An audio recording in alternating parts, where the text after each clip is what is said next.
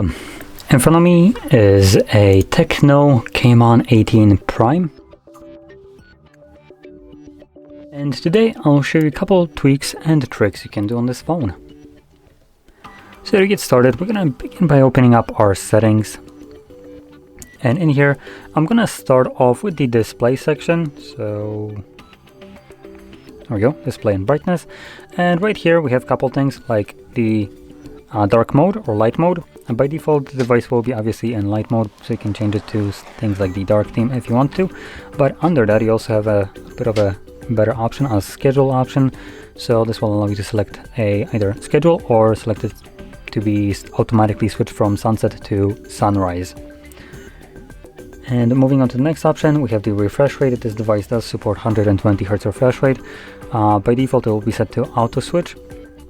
So it will basically vary between 120 and 60, giving you a little bit of a better battery life over the straight up 120, while still providing the benefit of it. But if you just want to prioritize battery life, you might want to, for instance, select it to straight up 60. Moving on to another option, which has just a redirect. And here, scroll all the way down to the bottom, and we have the system navigation right here. So we have the, now I would assume, default navigation system, which is the gesture, but if you want you can also enable the 3-button navigation right here.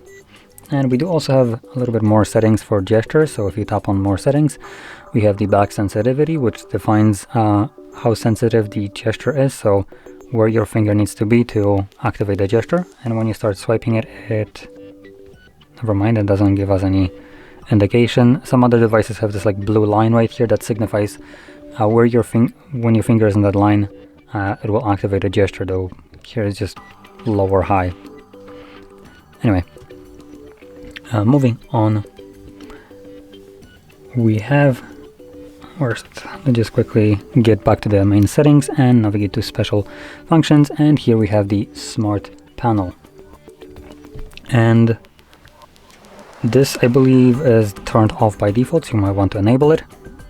And what it does is, when you have gestures, I believe that might work only with gestures or not, but you swipe from the side, as you can see it changes from this arrow to this S, and when you let go it brings the panel. And here we have a couple applications.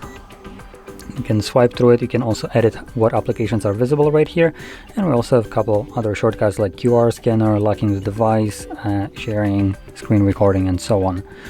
So just a quick way to access a couple apps, and you do get them in, I believe, a split screen, as we can see, or pop-up view. Yep, it's a pop-up view, so we can just drag that around and we can maximize it, we can minimize it. So yeah, gives you a nice access to a couple or a bunch of applications if you want to have them as an overlay over something else that you're doing. So anyway, with that being said, if you found this video helpful, don't forget to hit like, subscribe, and thanks for watching.